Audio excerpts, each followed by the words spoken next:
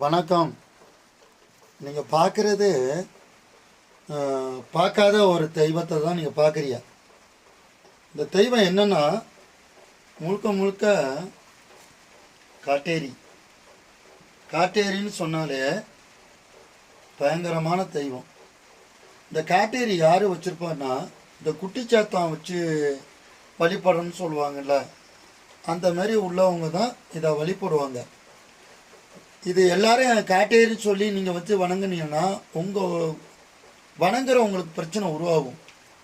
காட்டேரியை பொறுத்த வரைக்கும் காட்டேரி ரத்தத்தை சாப்பிட்றது கொடுக்கவில்லைன்னா நம்ம இவங்களை வணங்க வரவங்களும் இதை வச்சு வணங்குறவங்களையும் பழி வாங்கி போடும். அதனால் காட்டேரியை பொறுத்த வரைக்கும் கரெக்டாக இருக்கணும். இது என்னென்ன வேலை செய்யும்னா, செய்வனையை முதல் வைக்கும்.